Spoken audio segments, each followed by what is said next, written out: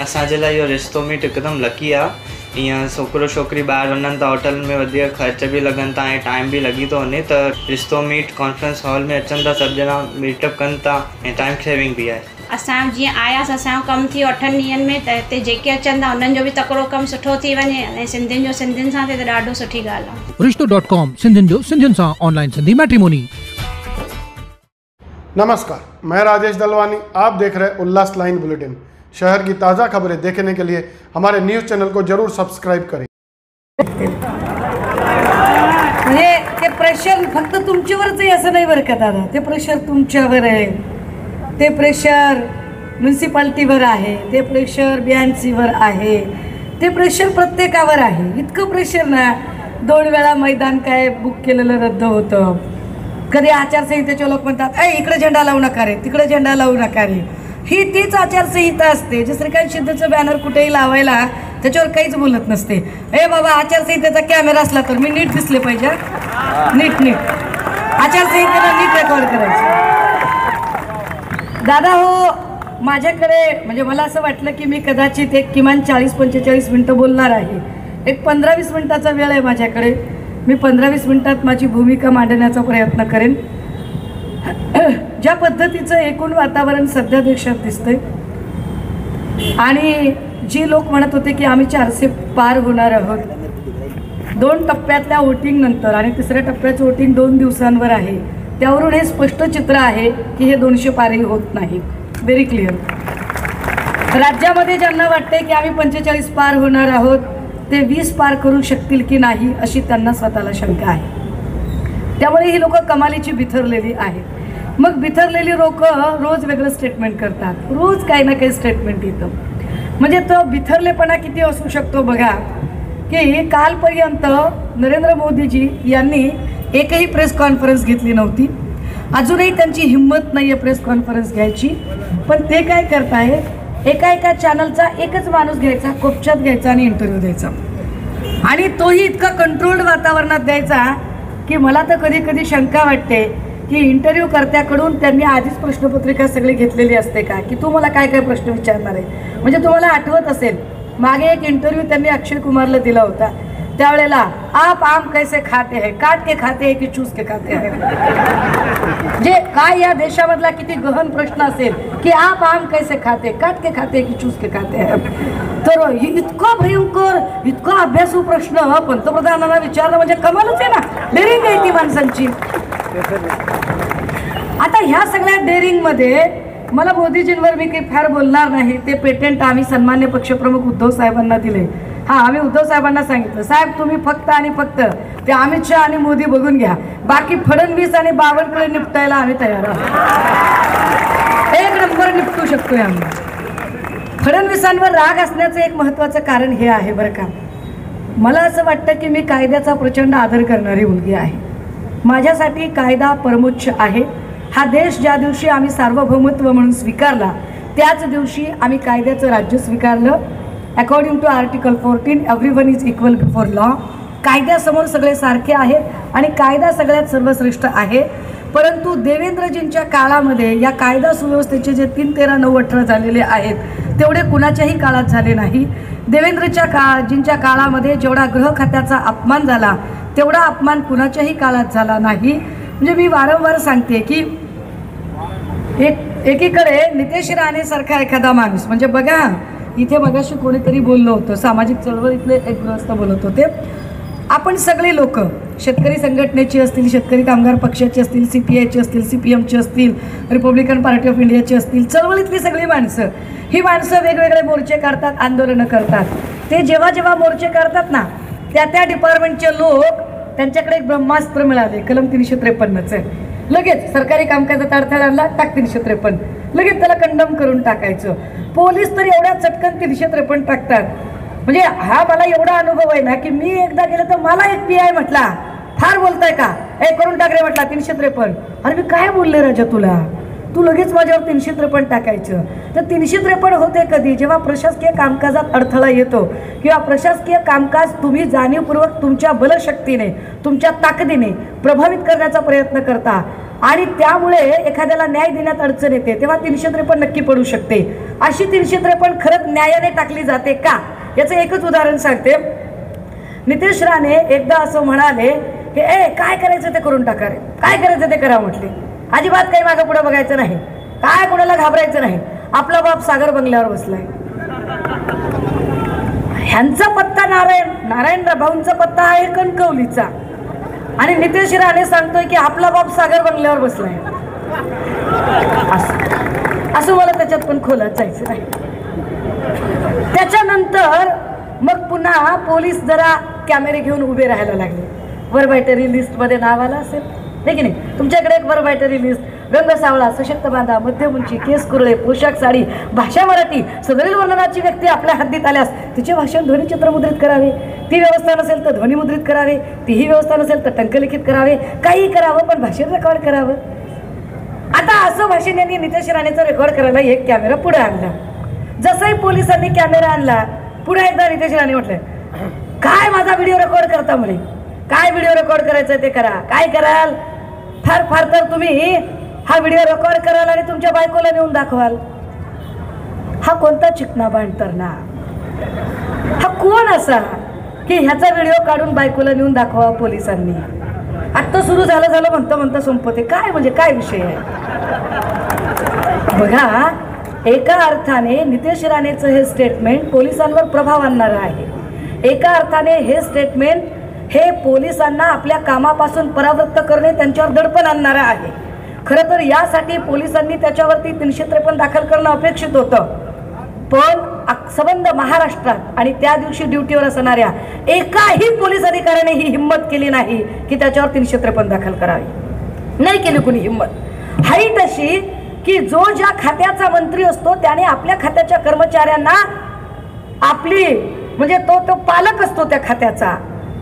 गृह खातं हे देवेंद्रजींकडे आहे. देवेंद्रजींनी पालक म्हणून जर माझ्या खात्याच्या कर्मचाऱ्यांना, पोलीस कर्मचाऱ्यांचा अवमान होत असेल तर मी याचा बदला घेतला पाहिजे, मी याच्यासाठी याला दंडित केलं पाहिजे असं म्हणत नितेश राणेवरती तक्रार दाखल करायला हवी होती.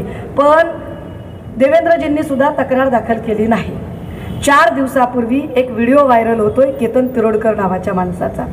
गेले 8 ते 9 महिने मी ड्रगच्या विरोधात भांडते दादा हो.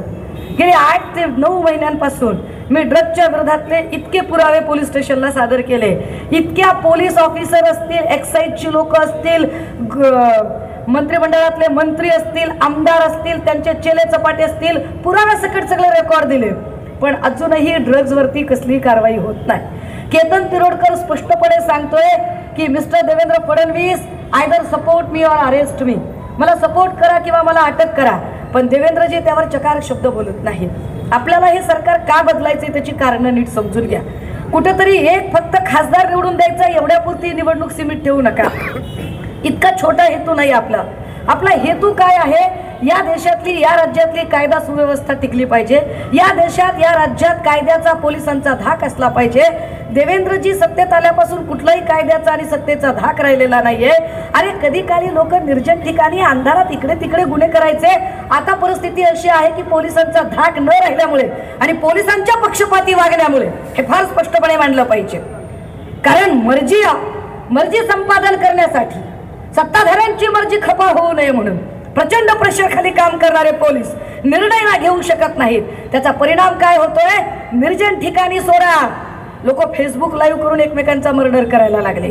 डायरेक्ट पोलीस स्टेशन मध्ये गोळ्या झाडण्यापर्यंत जर लोकांची मजल जात असेल तर काय अवस्था आहे कायदे आणि सुव्यवस्थेची. म्हणून कल्याणकरांनी निर्णय घेण्याची गरज आहे.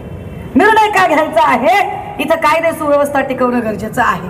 मगाशी पाण्यावरती फार बोललं गेलं. खरं तर पाणी प्रश्न पेटला आहे. मशाल पेटती ठेवण्यासाठी आता पाणी प्रश्न एवढा पेटलेला आहे आणि हा पाणी प्रश्न सोडवला जात नाही.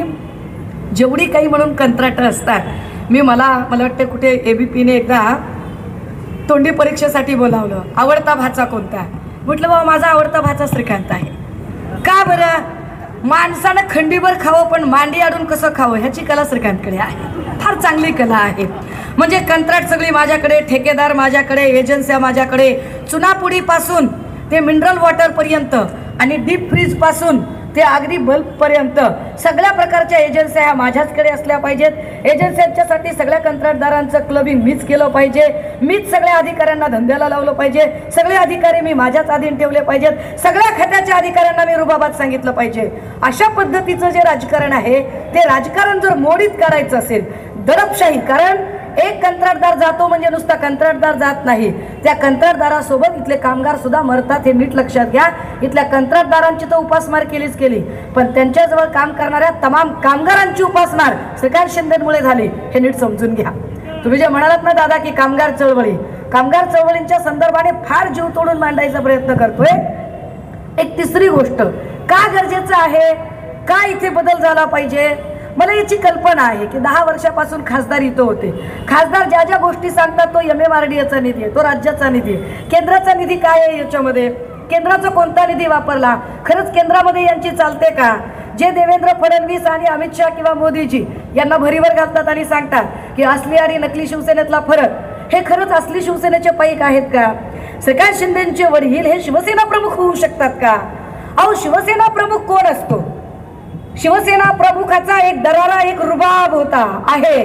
कसा दरारा आणि कसा रुबाब की लक्षात घ्या, जेव्हा अटल बिहारीजी होते किंवा अडवाणीजी होते, अगदी गडकरी मुंडे साहेब होते, बाळासाहेब असतानाही, वंदनीय बाळासाहेबांच्याही काळामध्ये जागा वाटपाची चर्चा करायची असेल तर दिल्लीतनं लोक तिथून इकडे येत होती आणि मातोश्रीचे उंबरे झिजवत होते. वंदनीय बाळासाहेबांच्या नंतर उद्धव साहेबांनी पक्ष हातात घेतला, पक्षाचा धुरा सांभाळली. पक्षाची धुरा त्यांनी सांभाळल्याच्या नंतर आत्ता सुद्धा म्हणजे अगदी मागच्या काळात अमित शहा असतील किंवा नरेंद्र मोदी असतील, हे मातोश्रीचे उंबरे झिजवत होते. फरक काय नीट समजून घ्या. पण ज्यांना असली शिवसेना म्हणून गोंजारलं जातंय ते एकनाथ शिंदे भाऊ, हे टेंभी नाक्यावर कुणी भाजपचा नेता येत नाहीये, लक्षात घ्या. टेंभी नाक्यावर अमित शहा येत नाही, टेंभी नाक्यावर मोदीजी येत नाही. टेंभी नाक्याच्या एकनाथ शिंदे यांना दिल्लीत मुजरे करायला बोलावलं जातं. यावरूनच असली आणि नकली कोण आहे हे स्पष्ट होतं.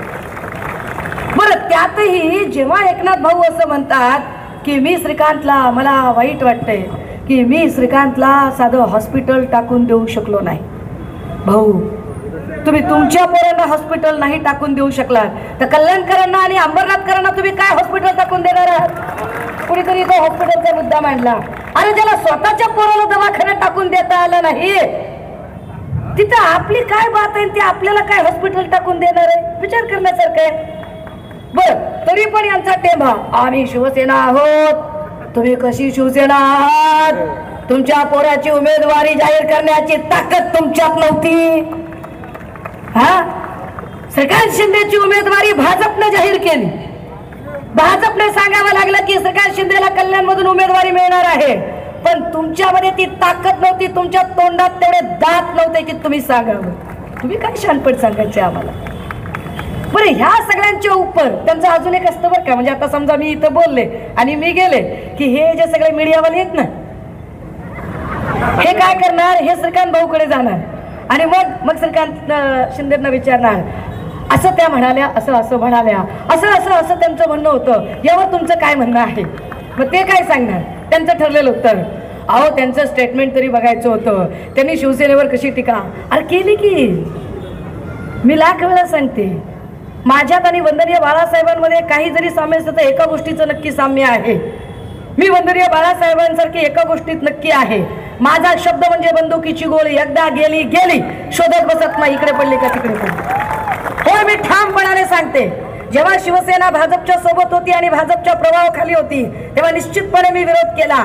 पण आज मी तितक्याच ताकदीने आणि तितक्याच मनाने, तितक्याच मोकळेपणाने आणि निस्वार्थ भावनेने शिवसेनेसोबत उभी आहे आणि तितक्याच ताकदीने सांगते मी की होय, मी आलीये. मी तुमच्यासारखी खोक्यासाठी कुठेही बदललेली नाहीये. मी तुमच्यासारखी ईडीच्या भीतीने गेली नाही. मी तुमच्यासारखी कुठेतरी समृद्धीची फाईल निघाली म्हणून गेलेली नाही.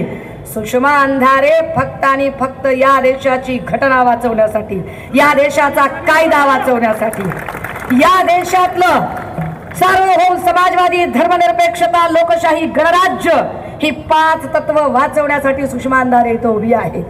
कोणीही म्हणावं की शिवसेनेमध्ये कधी काही पदाची अपेक्षा केली का म्हणून ठामपणे सांगितलं की साहेब तुम्ही सांगाल ती भूमिका आम्ही पार पाडू. गेल्या 2 वर्षात खात्रीने सांगू शकते, एकही दिवस सुषमा अंधारे प्रवेश केल्यापासून घरात नाहीये. रोज आणि रोज महाराष्ट्र पिंजून करतोय आम्ही. आणि हे सगळं ताकदीने उभं राहताना आणि हे सगळं ताकदीने मांडताना आम्हाला काय गरज वाटते? तुम्ही आठवा दादा हो, जेव्हा बंड केलं ते बंड नव्हतंच, ती गद्दारी होती. बंड हा फार गुळगुळीत शब्द आणि फार गुटगुटीत शब्द त्यांनी वापरला. जेव्हा यांनी गद्दारी केली तेव्हा गद्दारी नंतर म्हणाले, काय शेतकऱ्याच्या पोराने मुख्यमंत्री होऊच नये का? काय शेतकऱ्याच्या पोराला मुख्यमंत्री होण्यात? अरे कोण म्हणलं शेतकऱ्याच्या पोरानं मुख्यमंत्री व्हायचं नाही म्हणून? व्हावं की, आता झालाय ना, झालात ना तुम्ही. पण तुम्ही शेतकऱ्याचे पोरग म्हणून होतात का? जर पहिल्या टर्मला तुम्ही आमदार असतात तर तुम्ही शेतकऱ्याचं पोरग असतात. एवढ्या वेळा तुम्ही मंत्रीपद ही सगळी भोगली, सगळ्या आमदारक्या सगळ्या भोगल्या आणि तरी तुम्ही शेतकरी. बरं जाऊ द्या, आता तुम्ही शेतकरी पुत्र होतात, आता तुम्ही श्रीकांत शिंदेला शेतकरी पुत्र म्हणू शकाल का? आता श्रीकांत शिंदे मुख्यमंत्री पुत्र आहे. मग ते म्हणतात कल्याणमध्ये काय उमेदवार दिला? कल्याण मधला उमेदवार अगदीच सामान्य चेहरा आहे. हो आहे, कल्याण मधला उमेदवार अगदीच सामान्य चेहरा आहे. काय सामान्य घरातल्या बाईने निवडणूक लढू नये? काय सामान्य घरातल्या बाईने तुम्हाला आव्हान देऊ नये? दिलं पाहिजे. मुख्यमंत्री पुत्राला आव्हान देताना तेवढाच सर्वसामान्य चेहरा देणं हीच आमच्यासाठी उद्धव साहेबांची सगळ्यात मोठी कामगिरी आहे. कारण शिवसेना एकमेव असा पक्ष आहे ज्याने लोकशाहीचा आणि सत्तेचा अर्थ अगदी सामान्य लोकांपर्यंत पोहोचवला. का गरजेची आहे ही निवडणूक? कशासाठी गरजेची आहे? आज मी देवेंद्रजींचं भाषण ऐकत होते, कुठेतरी माड्यात का कुठे बोलत होते ते, आणि तिथे बोलताना ते सांगत होते की महाराष्ट्र आम्ही कसा पुढे नेला. कशात पुढे नेला महाराष्ट्र? कशात पुढे नेला देवेंद्रजी तुम्ही महाराष्ट्र? इथले एक एक उद्योग तुम्ही बाहेर नेले. तिकडे सांगतायत ते काय म्हणाले की बघा म्हणे उद्धव ठाकरे आता शब्दाचे पक्के आहेत का? उद्धव ठाकरे वर्षाताईंना मतदान करणार. हो, महाविकास आघाडी आहे, करणार मतदान. पण तुम्ही ज्यांच्या मंचावर जाऊन बोलताय, ज्या अजित पवारांच्या मंचावर जाऊन बोलताय, त्या अजित पवारांबद्दल तुम्ही काय शब्द वापरले ते पाठवा. जे देवेंद्र फडणवीस म्हणाले होते की अजित पवार तो गयो चक्की पिसिंग पिसिंग अँड पिसिंग, आता तुमची काय अवस्था आहे? आता चक्की पिसिंग नाही, बहुत close kissing and kissing and kissing चाललंय ना तुमचं. ह्याच्यावर काय बोलणार आहात तुम्ही? हे हे हे कोणी तुम्हाला सांगणार आहे? आणि जर तुम्हाला एवढी गॅरंटी वाटत असेल, मोदीजींची गॅरंटी आहे, मी तुम्हाला सांगतो, अरे किती रेटता, किती एका सुरात कान असे किती असं बोलता. शांत बोला ना, शांत लोकांशी संवाद साधा ना. ओरडून ओरडून ओरडून ओरडून कशाला खोटं बोल पण रेटून बोल करताय? कशाला हिंदू मुस्लिम करताय? काय हिंदू मुस्लिम करताय? मुसलमान परेशान, कैसा परेशान हो रहा मुसलमान? हा, कशामुळे मुसलमान परेशान होईल? अरे असं काही आहे का इथे की मुसलमानाला 1250 रुपयाला गॅस मिळतो आणि हिंदूंना काय 200 रुपये गॅस मिळतो? काय मुसलमानांना 200 रुपये किलोने तूर डाळ मिळते आणि हिंदूंना काय 20 रुपये किलोने तूर डाळ मिळते का? मुसलमानाच्या पोराला 2.5-3 लाख रुपये देऊन शाळेत ऍडमिशन मिळतं आणि हिंदूच्या पोराला काय फुकट ऍडमिशन मिळतं का? अरे हिंदू असेल, मुसलमान असेल, ख्रिश्चन असेल, बौद्ध असेल, जैन असेल, सगळेच पिसले जात आहेत महागाईमध्ये. सगळ्यांनाच महागाईचे चटके बसत आहेत. हा धर्माधर्माचा वाद आणला कोणी? कोण आणता हा धर्माधर्माचा वाद? ज्यांना विकासावर बोलता येत नाही, ज्यांना मागच्या 10 वर्षातले आपले मुद्दे सांगता येत नाहीत, ते जाती धर्माच्या भिंती करतात. मला आनंद आणि अभिमान आहे इथल्या हिंदू मुस्लिम दोघांचाही की ज्यांनी भाजपच्या या चिथावणीखोर वक्तव्यांना अजिबात बळी पडले नाही आणि एकसंगतेने पुढे चालत राहिले. पण जसंही फडणवीसांच्या लक्षात आलं की हिंदू मुस्लिम दंगल होऊ शकत नाही, त्यांनी दुसरा डाव टाकला. कालपर्यंत आम्ही सगळे गावगाड्यात आणि एखाद्या सोसायटीमध्ये आम्ही सगळे गुण्यागोविंदानं नांदत होतो. कालपर्यंत इथला मराठा, साळी, माळी, कोळी, तेली, तांबोळी, आतार, बागवान, सुतार, लोहार, कुंभार, घिसारी, कैकारी, पळधी आम्ही सगळे गुण्यागोविंदानं नांदत होतो. पण फडणवीसांमुळे मराठा विरुद्ध ओबीसी हे वातावरण इथं तयार झालं. फडणवीसांनी जाणीवपूर्वक मराठा विरुद्ध ओबीसी हा वाद इथं लावला आणि ते फडणवीस म्हणतात हिंदू, काय तुम्हाला हिंदूंबद्दल प्रेम आहे? काय आपुलकी आहे तुम्हाला हिंदूंबद्दल? बारसू रिफायनरी मध्ये ज्यांच्यावरती लाठी हल्ला झाला ते हिंदू नव्हते का? लाठी हल्लाचे ऑर्डर करणारे अधिकारी हिंदू नव्हते का? लाठी हल्ला ज्या खात्याच्या कर्मचाऱ्यांनी केला, अर्थात पोलिसांनी, त्या खात्याचा मंत्री म्हणून देवेंद्र फडणवीस तुम्ही हिंदू नाहीत का? त्या देहूच्या, आळंदीच्या वारकऱ्यांवरती लाठी हल्ला झाला ते वारकरी हिंदू नव्हते का? त्यांच्यावर लाठी हल्ला झाला तरी लाठी हल्ला झालाच नाही असं रेटून खोटं बोलणारे देवेंद्रजी हिंदू नाही आहेत का? अंतरवली सराटीमध्ये ज्या मराठा भावांवरती लाठी हल्ला झाला ते हिंदू नव्हते का? अरे उलट तुमच्या काळात मुसलमानांपेक्षा हिंदू जास्त परेशान झाला. उलट तुम्ही लोकांना तुकडे तुकडे म्हणता, खरी तुकडे तुकडे गँग तर भाजपवाले आहेत. खरी तुकडे तुकडे गँग आणि खरं जाती आणि भिंती आणि जाती आणि धर्मांचं कंपार्टमेंटचं राजकारण इथं जर कोणी उभं केलं असेल तर ते राजकारण देवेंद्रजी आणि भाजपाने केलं. फुटीरतावादाचं राजकारण हे देवेंद्र फडणवीसांनी केलं. फुटीरतावादाचं राजकारण करताना ते आम्हाला शहाणपणे शिकवतात. अरे कालपर्यंत ज्या रवींद्र वायकरांना अटक करण्याची भाषा करत होतात, कालपर्यंत ज्या यामिनी जाधवांच्या घरी एवढी रोकड सापडली तेवढी रोकड सापडली म्हणत होतात, त्याच यामिनी जाधव, तेच रवींद्र वायकर, तेच सगळे, तेच प्रताप सरनाईक, ज्यांच्यावर म्हणून तुम्ही आरोप केले ते सगळेच जण तुम्ही मांडीवर घेऊन बसलात. कुठली मोदीची गॅरंटी? मोदीला गॅरंटी असते तर एवढे पक्ष फोडले नसते. गॅरंटी नव्हती म्हणून तुम्हाला शिंदेच्या सोबत 40 फोडावे लागले, तरीही गॅरंटी मिळाली नाही. मग तुम्हाला राष्ट्रवादी फोडावी लागली, तरीही गॅरंटी मिळाली नाही. म्हणून तुम्हाला अशोकाच्या झाडाला कमळाचं फुल करावं लागलं, तरीही गॅरंटी मिळाली नाही. म्हणून तुम्ही बंद पडलेलं इंजिन आपल्या यार्डात आणून लावलं. तुम्ही शानपण सांगता काय? कुठलं शानपण सांगताय तुम्ही? आणि तुम्हाला असं वाटतं की तुम्ही काहीही बोलाल, मिया मुंह में जुबान हम भी रखते हैं. त्यामुळे देवेंद्रजींनी हे लक्षात ठेवायचं की जिनके घर शीशे के होते हैं वो लाइट चलाकर कपड़े नहीं बदला करते. फिर क्या होता है? ऐसा किया तो मुलुंड वाले के जैसे HD सीढ़ियां निकले ना, वैसे सीढ़ियां निकलते हैं. एक आक्रस्ताळी बाई कुणीतरी उठते आणि शानपण तीनपाट असो. या आक्रस्ताळ्या बायकांबद्दलही बोला वाटत नाही. आईला सुप्रिया सुळेंची पर्स बाळगू बाळगू मोठ्या झालेल्या या बाया, काय बोलायचं यांच्यावर? आणि यांनी आम्हाला शानपण सांगायचं तुमच्या जाहिरातीत असं आहे. मुळात तू कशाला बघायला गेलतीस? हा, तू कशाला बघायला गेलतीस तिकडे? तुम्ही आम्हाला शानपण सांगायचं? अरे या देशातल्या महागाईवर बोला ना. काय या देशात महागाई झाली आहे त्याच्यावरती बोला. तुम्हाला जर वाटतंय की 80 करोड जनतेला राशन दिल्यामुळे तुम्ही महागुरु होताय तर चूक. फुली, एकदम फुली. अरे 80 कोटी लोकांना रेस्टिंगच्या रांगेत उभं करणं म्हणजे विश्वगुरु नसतं. 80 कोटी लोकांना एम्प्लॉयमेंट मिळवून देणं म्हणजे विश्वगुरुचं काम असतं. ते तुम्ही करू शकताय का ते बोला. त्यावरती तुम्ही काय बोलणार आहात ते सांगा. किती खोटं बोलाल, किती खाली पातळीला उतराल. 2 टप्प्यातलं फक्त वोटिंग झालं दादा हो. 2च टप्प्यातलं वोटिंग झालं आणि यांना कळलं की इलेक्शन फिरलंय, वातावरण फिरलेलं आहे, आपल्या विरोधात चाललेलं आहे. आपल्या विरोधात वातावरण चाललंय म्हटलं की लगेचच विजयाकडे घोडदौड करणाऱ्या शशिकांत शिंदेवर अटकेची टांगती तलवार ठेवली. तिकडे माड्यामध्ये अभिजित पाटील फार जोरात प्रचार करतायत. म्हटलं की अभिजित पाटलांच्या विठ्ठल नागरी सहकारी साखर कारखान्यावर जप्ती आणली आणि काय खोडगेपणाचा कळस. त्याच अभिजित पाटलांना भाजपात घेऊन आज देवेंद्र फडणवीस स्टेजवर म्हणतायत अभिजितराव कारखाना कसा चालवायचा ते तुमच्याकडून शिकलं पाहिजे. अरे जनाची नाही तर मनाची तरी काय बोलताय तुम्ही? काय लोकांच्या कानात भिडे आहेत? ह्याच्या आक्रस्ताळ्या बायका बोलतात, त्या बायकांना कळत नाहीये. इथून एक महिला उभी राहिली आहे. काय महिलांचे प्रश्न, महिला असुरक्षेबद्दल किती संवेदनशील आहे हे सरकार. म्हणजे आम्हाला शहाणपणी शिकवणाऱ्यांना कळत नाहीये की बिल्किस बानोच्या बलात्काऱ्यांना मिठाया भरवणारी हीच भाजपा, हाथरस उन्नाव कठवामध्ये गप्प बसणारी हीच भाजपा, कुलदीप सेंगर सारख्या बलात्काराच्या समर्थनार्थ मोर्चे काढणारी हीच भाजपा.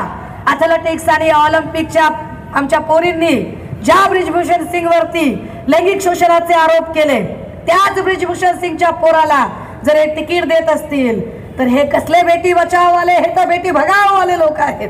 यांना काय लेकी बाळींची सुरक्षा कळलेली आहे. एक प्रज्वल रेवन्ना, तो प्रज्वल रेवन्नाचे 3000पेक्षा अधिक सेक्स व्हिडिओ व्हायरल होतात आणि यावर यांच्या आक्रस्ताळ्या बायका चकार शब्द काढत नाही.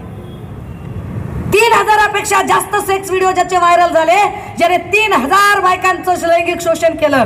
आपल्या घरात कामाला असलेल्या वयोवृद्ध आपल्या आईच्या समान असणाऱ्या बाईचं ज्याने शोषण केलं, अशा प्रज्वल रेवन्नाचा प्रचार मोदीजी जाऊन करतात. ये मोदी की गॅरंटी आहे. क्या गॅरंटी आहे मोदी की अशा बाईचा प्रचार. माझ्याकडे अजूनही 9 मिनिटं आहेत.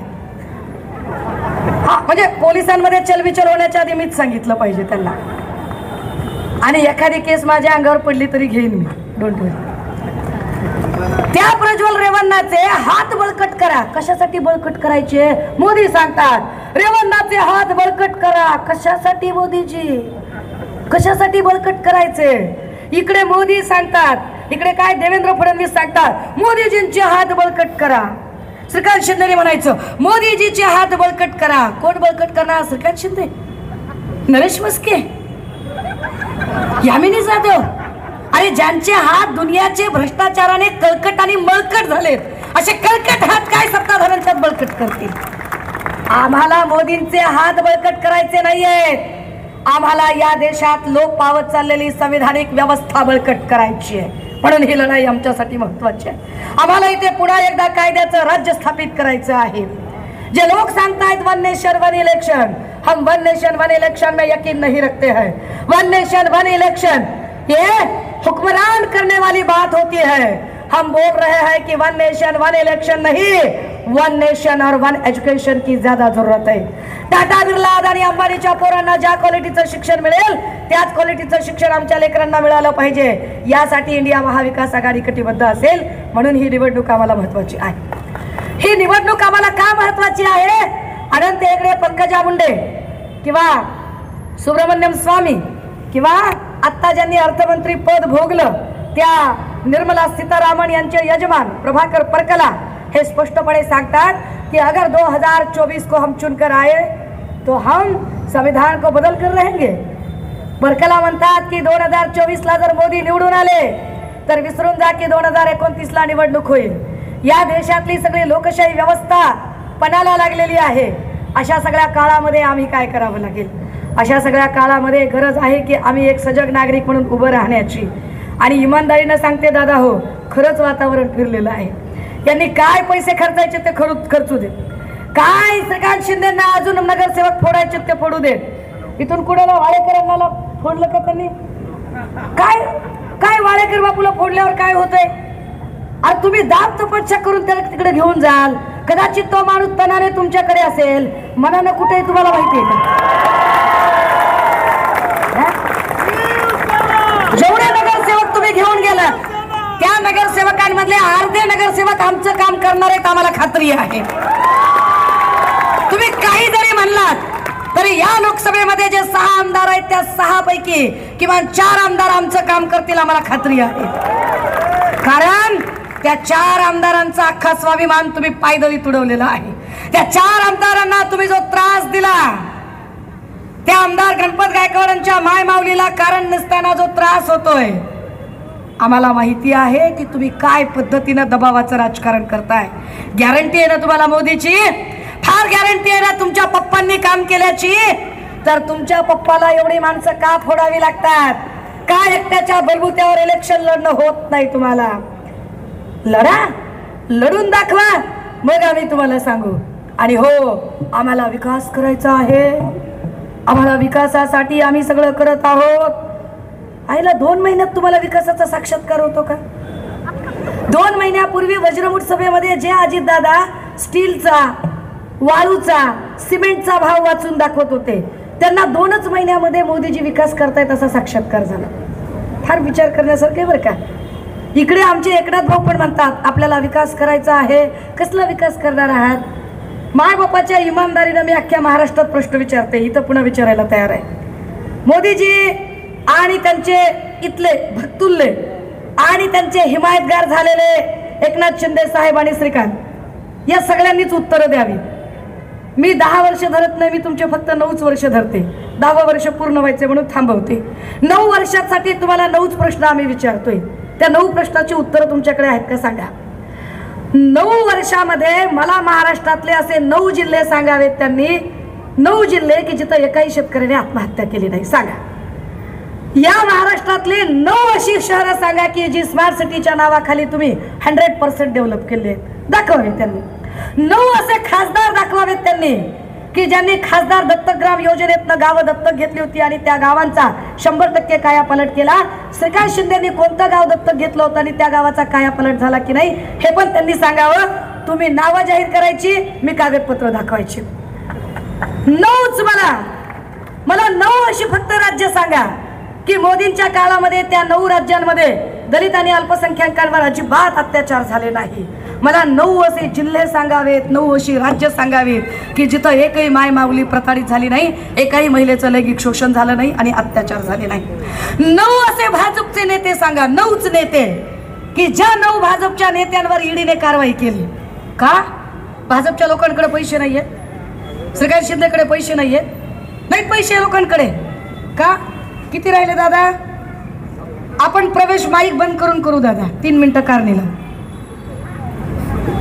भाजपच्या लोकांकडे पैसे नाहीयेत का? ईडी त्यांच्या मागे लागत नाही. श्रीकांत शिंदेकडे पैसे नाहीत, ईडी त्यांच्या मागे लागत नाही. का? भिका लागल्यात का सगळ्यांना? माधुकरी मागून जगतायत का? पैसे नाहीयेत भाजपच्या लोकांकडे, पैसे फक्त विरोधकांकडे आहेत का? म्हणजे ईडी फक्त विरोधकांसाठी वापरता का? ताकद असेल तर ईडी सीबीआई इलेक्शन कमिशन सोडून उभे राहा. तुम्ही कसली गॅरंटी देताय? फॅशन के दौर में कोई गॅरंटी का जमाना नाही आहे. आणि मी मगाशी सांगितलं आणि परत एकदा सांगते, सगळीकडे मार्केटमध्ये बोर्ड असतो, एकदा विकलेला माल परत घेतला जाणार नाही. जर विकलेला माल परत घेतला जात नसेल तर विकलेला खासदार आणि विकलेला आमदार कसा परत स्वीकारायचा? तुम्ही सांगा. आम्हाला विचार करावा लागेल त्यावरती की तुम्ही आम्हाला कुठल्या गॅरंटीच्या गप्पा मारताय. अरे गॅरंटी आहे ती उद्धव बाळासाहेब ठाकरे नावाची, ज्या माणसाने तख्तो ताज गेला, ईडी, सीबीआय, इलेक्शन कमिशन, केंद्रीय गृह खातं, राज्याचं गृह खातं, आसामचं पोलीस खातं, गोव्याचं पोलीस खातं, सगळ्या पोलीस खात्यांनी ताकद लावली, सगळ्या स्वायत्त यंत्रणा पाठीशी लागल्या, 105 आमदार, सगळे खासदार आणि त्याच्यासोबत लाखो लावारिस पेट्रोलर्स, एवढे सगळे मारा करत होते. तरीही एकटा वाघ ताकदीनं लढत होता. गॅरंटी त्याची, गॅरंटी 100 लोकांच्या बॉडीगार्ड मध्ये फिरणाऱ्याची गॅरंटी नसते. अरे तुला तुझ्या जीवाची गॅरंटी नाही, तू एकटा फिरू शकत नाही. आम्ही एकटे फिरून दाखवतो आणि वारंवार सांगतो की कळप लांडग्यांचे असतात, वाघीण एकटीच येते. ताकदीनं सांगतो. गॅरंटीच्या बाता मारताय दादा. हो, दडपशाही मोडून काढली पाहिजे. सगळ्यात महत्वाची अडचण काय माहितीये का आपली? आता आपल्या मनातली भीती गेली पाहिजे, दडपशाही मोडून काढली पाहिजे. डर के आगे जीत है, ये डर निकलना चाहिए. यांनी जे हे पोलीस आणि या सगळे जे खाके दाखवलेत ना, ह्याच्या सगळ्या भीती दाखवलेत. मुक्त संवादच्या माध्यमातून मागच्या वेळेला आले होते, इथले सगळे वकील सांगतात की महाराष्ट्रातला सगळ्यात जास्त जर क्राईम रेट कुठला असेल तर तो कल्याणचा क्राईम रेट आहे. सगळ्यात जास्त क्राईम रेट. काय पद्धतीचं वातावरण करून ठेवलंय. हा क्राईम रेट जर कमी आणायचा असेल तर इथं बदल झाला पाहिजे. ताकदीने इथं सांगितलं गेलं पाहिजे. आणि हो, शेवटच्या 1-1.5 मिनिटात एक सांगते अजून, जाहिरातींना बळी पडू नका बरं का. पुढे सांगते, जाहिराती चांगल्या गोष्टीच्या नसतात. तुम्ही नेटफ्लिक्स आणि ॲमेझॉन जेव्हा स्क्रोल करता ना, त्यावर तुम्हाला चांगलं पुस्तक वाचायची जाहिरात येत नाही, चांगल्या एखाद्या प्रॉडक्टची जाहिरात येत नाही, दुधा तुपाची, दह्याची, बदामाची, जे तब्येतीला चांगले आहेत त्याची जाहिरात येत नाही. जाहिरात कशाची येते? जंगली रमी पे आओ ना महाराज. जाहिरात कशाची असते? बोलो जुबा केसरी. जाहिरात कशाची असते? खूब जमेगा रंग जब मिल बैठेंगे 3 यार, आप, मैं और बैक पाइपर. जाहिरात वाईट गोष्टींची असते दादा. हो, मोदीजी वाईट विचारांचे आहेत, देवेंद्र फडणवीस वाईट विचारांचे आहेत.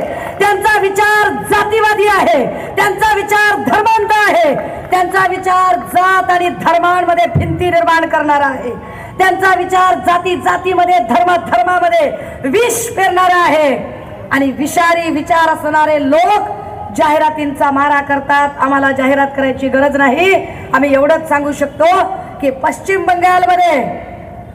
बंगालमध्ये ममता बॅनर्जी तट देऊन लढत आहेत. तेजस्वी यादवाने शड्डू ठोकलेला आहे. इकडे केरळमध्ये कुणीच घुसू देत नाही मध्ये. तमिळनाडूमध्ये हे 0 आहे. आंध्र कर्नाटकचं चित्र तुमच्या समोर आहे. आणि महाराष्ट्रातलं सगळं वातावरण फिरलंय. पंजाब आणि वरच्या भागामध्ये ज्या शेतकऱ्यांच्या आंदोलनाच्या मार्गात यांनी काटे पेरले, खिळे ठोकले, तेही लोक यांच्या सोबत नाही आहेत. त्यामुळे घाबरायचं काही कारण नाही. हे पण खात्रीनं सांगते, मागच्या वेळेला सांगितलं होतं पुन्हाही एकदा तमाम आमच्या पोलीस भावांनाही, दादा हो काय आमच्यावर दडपण आणायचं ते आणाकडे तुम्ही, एक 4 महिन्याच्या नंतर तुमच्या सोबत आम्हीच असणार आहोत, खात्रीनं आम्हीच असणार आहोत. आणि म्हणून वेळ इथे माझी वेळ, आत्ता आचारसंहितेची जी वेळ आहे ती मला परमेश्वर घ्यायला सांगते, कुणाचीही माफी मागणार नाही. मला असंच बोलायचं होतं, हेच बोलायचं होतं, याच भाषेत बोलायचं होतं, याच शब्दात सांगायचं होतं. बोलून शब्द बदलायला मी काही देवेंद्र फडणवीस किंवा एकनाथ शिंदे नाही, मी सुषमा अंधारी आहे. ठामपणे येणाऱ्या 20 तारखेला मशालीवर शिक्कामोर्तब करूया. थांबते, रजा घेते. जय हिंद, जय महाराष्ट्र. उल्लास लाइन बुलेटिन को सब्सक्राइब करें, बेल आइकॉन दबाएं और देखिए उल्लास लाइन बुलेटिन की न्यूज़ सबसे पहले आपके मोबाइल पर।